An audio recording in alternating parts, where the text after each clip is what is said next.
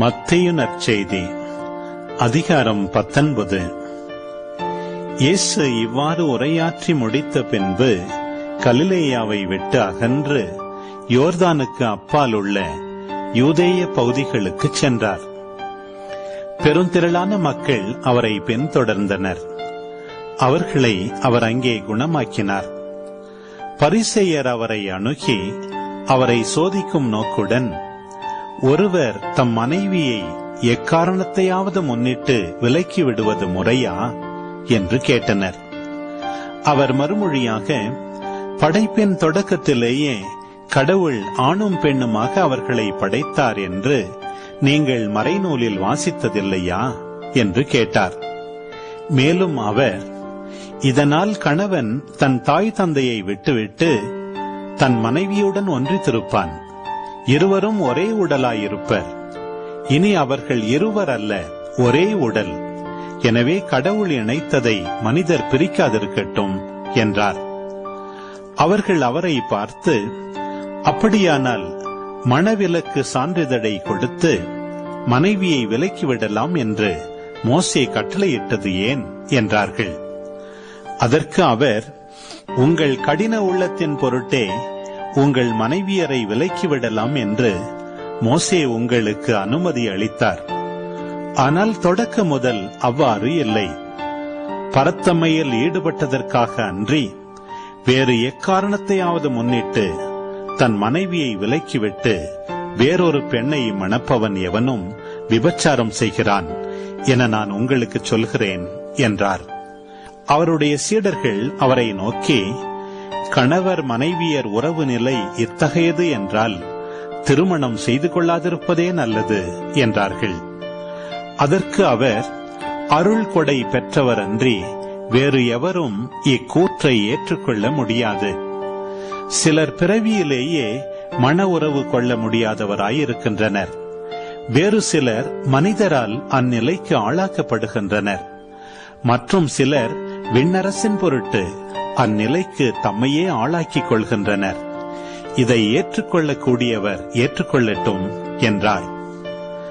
சிறு பிள்ளைகள் மேல் இயேசு தம் கைகளை வைத்து வேண்டுதல் செய்யுமாறு அவர்களை சிலர் அவரிடம் கொண்டு வந்தனர். சீடரோ அவர்களை அதட்டினர்.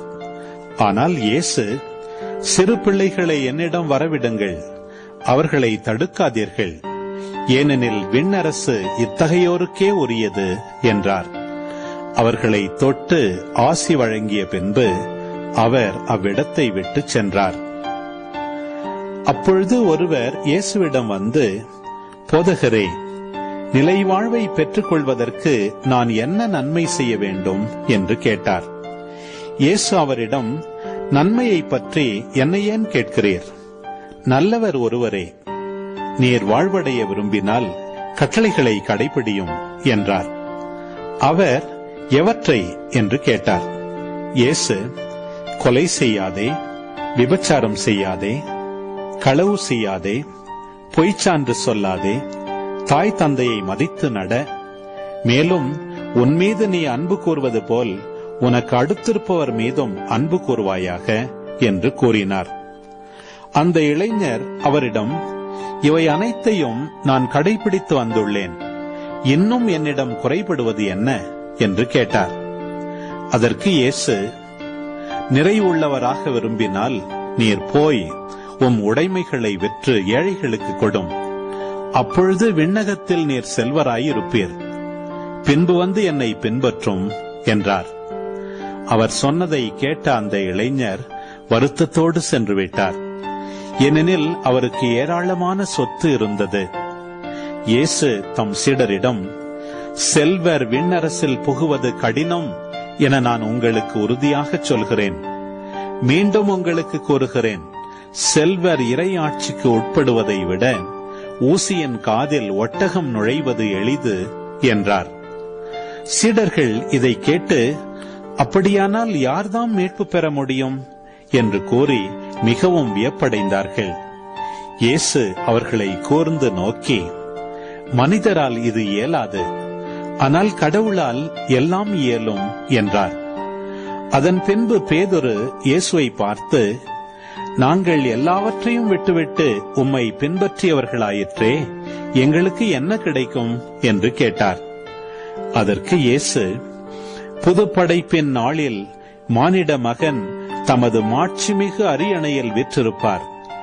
அப்போது என்னை பின்பற்றிய நீங்களும் இஸ்ரவேல் மக்களின் 12 குலத்தவர்க்கும் நடுவர்களாய் 12 அரியணைகளில் வீற்றிருப்பீர்கள் என உறுதியாக உங்களுக்கு சொல்லுகிறேன். மேலும் என் பெயரின் பொருட்டு வீடுகளையோ சகோதரர்களையோ சகோதரிகளையோ தந்தையையோ தாயையோ பிள்ளைகளையோ நிலபுலன்களையோ விட்டுவிட்ட எவரும் 100 மடங்காக பெறுவர், நிலைவாழ்வையும் உரிமை பேராக அடைவர். ஆனால் முதன்மையானோர் பலர் கடைசியாவர், கடைசியானோர் பலர் முதன்மையாவர் என்று அவர்களிடம் கூறினார்.